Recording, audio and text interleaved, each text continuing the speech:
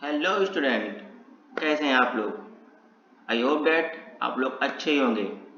Students, आज हम लोग एक नया टॉपिक डिस्कस करेंगे, नंबर सिस्टम।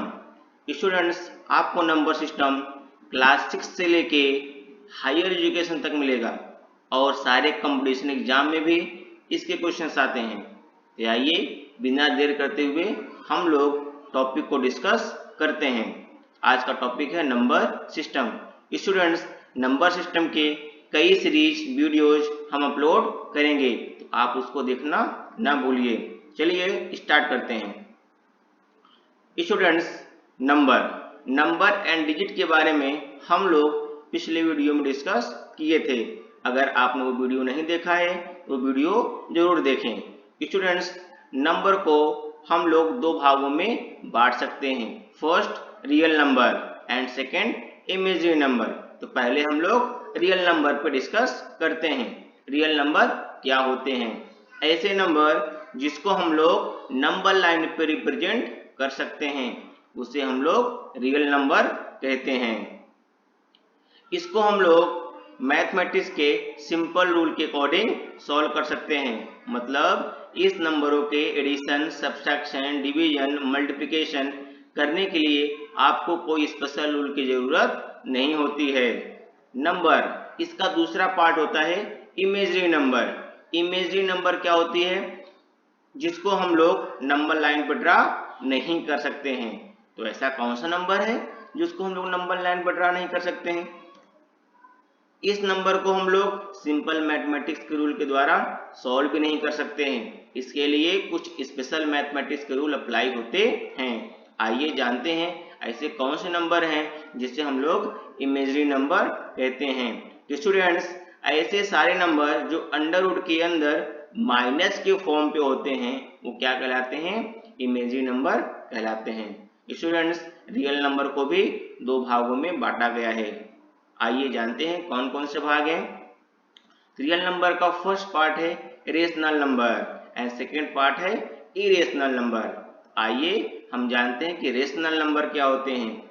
ऐसे नंबर जिसको हम लोग पी अपान क्यू के रूप में, पी अपान क्यू के फॉर्म पे लिख सकते हैं, जहां पी और क्यू इंटीजर हो और क्यू की वैल्यू 0 के इक्वल न हो, तो क्या कहलाएंगे? वो रेशनल नंबर कहलाएंगे। Second part irrational number. Irrational number क्या होते हैं? ऐसे नंबर जिसको हम लोग पी अपान क्यू के रूप में नहीं लिख सकते हैं, वो क्या कहलाएंगे? इरेशनल नंबर कहलाएंगे। For example, suppose that under root 2, under root 3, ये सब क्या है? आपके इरेशनल नंबर हैं। स्टूडेंट्स, अंडर रूट के अंदर सारे प्राइम नंबर अगर आपने लिखते हैं तो वो क्या कहलाएंगे? इरेशनल नंबर कहलाएंगे। डेसिमल के फॉर्म पे अगर आप उसको रिप्रेजेंट करना चाहते हैं तो non terminating, non repeating number, ऐसे नंबर जो कभी कटे न और डिवीजन करने के बाद उनके नंबर बार बार रिपीट न करे, तो क्या कहलाएंगे? वो non terminating, non repeating number. Students, ये भी क्या होते हैं? इरेशनल नंबर होते हैं। चलिए हम लोग आगे चलते हैं, देखते हैं कि रेशनल नंबर को कितने भागों में बांटा गया है। तो रेशनल नंबर को स्टूडेंट्स दो भागों में बांटा गया है, first fraction, second integer. Fraction आप लोग जानते होंगे। फ्रैक्शन क्या होते हैं? ये भी पी अपान क्यू के फॉर्म पे लिखे जाते हैं और पी और क्यू की वैल्यू इंटीजर होती है, लेकिन यहाँ पे क्यू के लिए कंडीशन है। क्या कंडीशन है? q is not equals to 0 and 1। q की वैल्यू कभी भी 0 एंड 1 नहीं हो सकती है। स्टूडेंट्स, फ्रैक्शन के दो पार्ट होते हैं, first proper fraction, second improper fraction. Proper fraction क्या होते हैं? जहां पे q की वैल्यू p से ज्यादा हो, फॉर एग्जाम्पल 1/2, क्या कहलाएगा? ये प्रॉपर फ्रैक्शन कहलाएगा। सेकेंड इम्प्रॉपर फ्रैक्शन, मतलब ऐसे फ्रैक्शन जिसमें q की वैल्यू p से क्या हो? कम हो, क्या कहलाएगी? वो improper fraction, for example 3/2। Students, fraction के एक कैटेगरी और है जिसको हम लोग सिंपल फ्रैक्शन और मिक्स फ्रैक्शन भी कहते हैं। रेशनल नंबर का सेकंड पार्ट होता है इंटीजर। इंटीजर जिसको हम लोग पूर्णांक बोलते हैं। ये इसको हम लोग क्या कहते हैं, P/Q के फॉर्म पे लिख सकते हैं। लेकिन यहाँ पे ध्यान दीजिएगा, क्योंकि वैल्यू हमेशा किसके इक्वल होनी चाहिए, 1 के इक्वल होनी चाहिए। इंटीजर के एग्जांपल्स, इंटीजर आपको पॉजिटिव होता है, नेगेटिव भी होता है और जीरो भी होता है। इंटीजर कितने पार्ट हुए, 3 part. First positive, second zero and third negative. Students यहाँ ध्यान दीजिएगा, जब हम इंटीजर के पॉजिटिव नंबर को रिप्रेजेंट करते हैं तो इसको हम लोग नेचुरल नंबर भी कहते हैं। मतलब इसकी स्टार्टिंग 1 से होती है और इनफाइनाइट तक जाती है। स्टूडेंट्स आपके मन में ये विचार जरूर आया होगा कि इसको हम लोग नेचुरल नंबर क्यों कहते हैं। तो स्टूडेंट्स हम आपकी जानकारी के लिए बता दें कि इसको हम लोग नेचुरल नंबर क्यों कहते हैं। ये प्राकृतिक संख्याएं होती हैं, मतलब इसको किसने इन्वेंट किया, सबसे पहले किसने इसके बारे में बताया, अभी तक इसके बारे में कोई जानकारी नहीं है।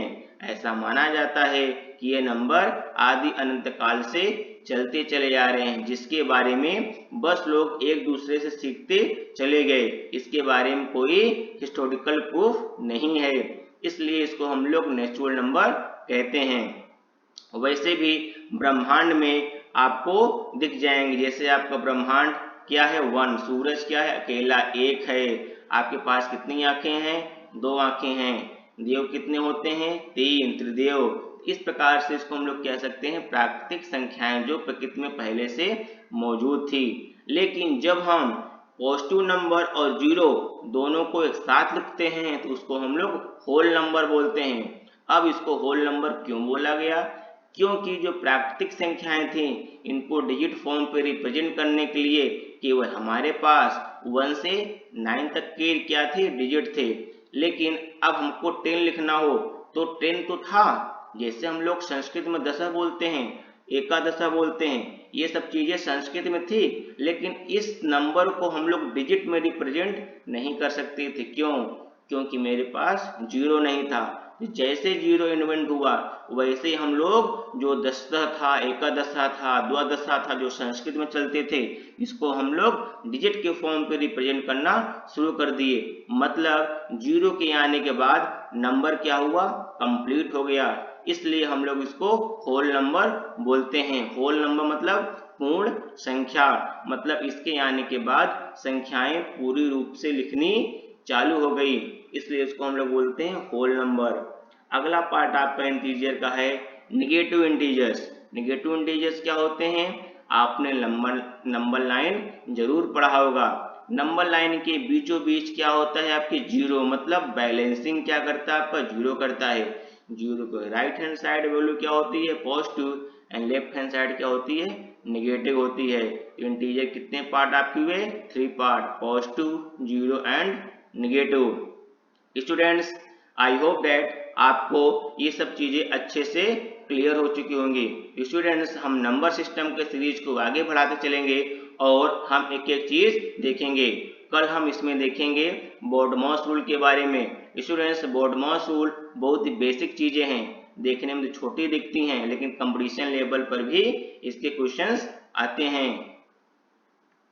स्टूडेंट्स अब हम अपने वीडियो को क्लोज करते हैं। Thanks for watching my video. यदि आप हमारे चैनल पे नए हैं तो प्लीज इसको सब्सक्राइब कर लें। यदि आपने पहले से सब्सक्राइब कर चुका है तो प्लीज इस वीडियो को शेयर और लाइक जरूर करें। थैंक यू, धन्यवाद।